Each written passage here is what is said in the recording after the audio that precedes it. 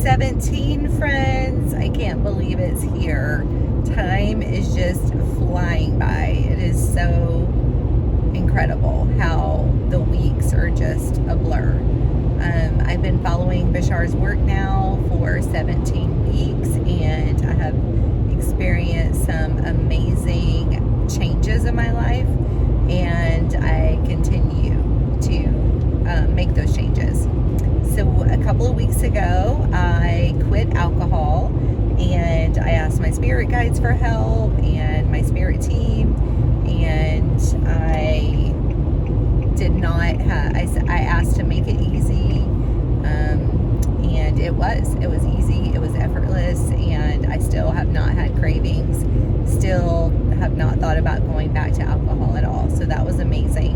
And then since quitting alcohol, I have noticed that I'm like eating probably more sweets than I did before, and just in general, I've been wanting to have better health and better nutrition for quite a while, and I knew that alcohol was one of the things that was getting in the way of my food choices, so that's one of the reasons why I wanted to quit it. But now that it's gone, I don't really find that I have a lot of extra energy like I thought I would, and I haven't really been inspired to work out, and then not really wanting to cook either, so that makes it a little bit challenging. However, I do really want to change my physical body. I want to be slimmer, I want to feel better, I want to be stronger, I want to have more energy. And I know that part of that is probably my hormones, and I might end up, seeing the doctor about possibly getting on hormone replacement therapy or something, because I'm in menopause and I haven't done that yet. But anyway, besides the hormones, I know that my diet definitely can be cleaned up, and so I want to eat cleaner, I want to eat more protein, I want to work out with weights, and I really want to get serious about this. So that's really my goal now. This past week I started using I forget what it's called, Fitness Pal, I think is the name of it. It's an app where you log all your food. So I started doing that to try to increase my protein. I started eating somewhat better, although, I kind of made poor choices. So I think it's kind of on again, off again. I'm not really being consistent about it, not really getting in a lot of movement or weight workouts. So this week I want to make that change. And like Bashar talks about, whenever you decide that you want to change and you do change, you are a different person. So whenever I put my mind to it, I know that I'm going to be supported in that, and I know that I can also ask my spirit guides to help me with it and to make it easy, and to help me make better choices as far as my nutrition goes, and to make it easy, because I need to try to fit in working out with weights and cardio and walking and all of that with my regular full-time job, being a single parent of a teenager, which that's not really too difficult, except that I do all the work around the house. But full-time job, and then driving an hour back and forth to work. So yeah, it's a little bit challenging to fit all of that in, but I feel positive about it, and I feel like this is a time in my life where I can devote the time and the energy to this, and also make it fun in the process, and to be passionate about it. So this is going to be my new passion. I'm going to be passionate about getting fit, getting in shape, and taking care of myself physically, taking care of my physical body, which is something that I have always put on the back burner.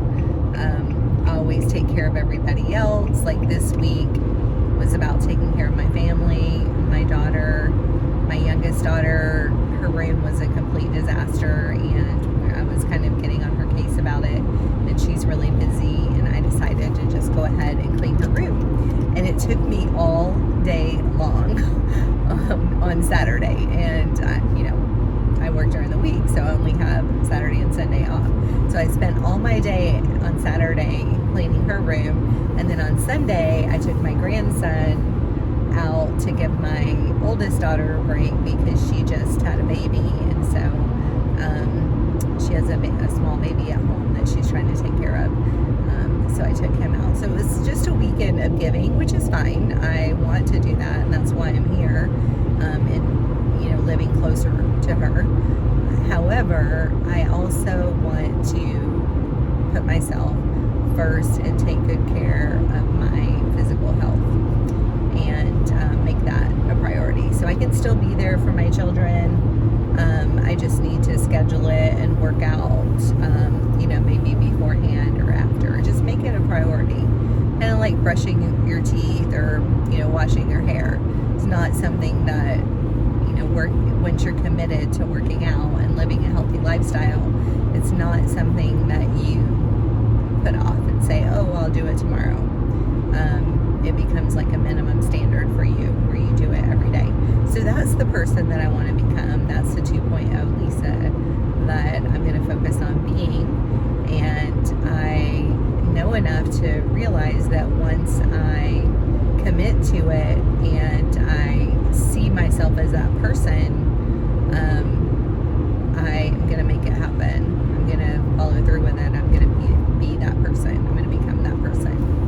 The person who works out most days of the week, a person who puts, nutrition as a priority, and all of that. So that's where I am right now.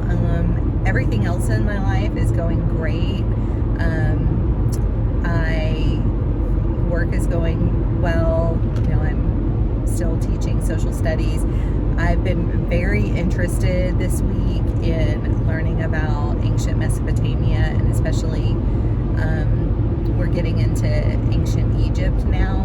And Bashar talks about how we were genetically engineered by the Anunnaki, and there's just so much about our history that we don't really know. And he says that whenever we meet, we have open contact, one of the things that the ETs are going to do is give us our complete history.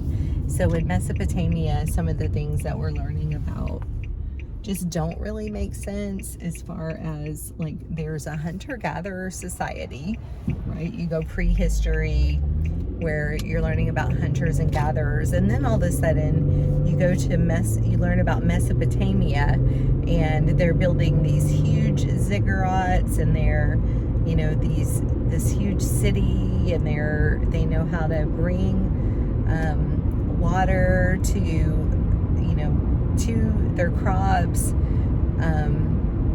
and they're a very advanced society. They end up developing writing, the first form of writing. They have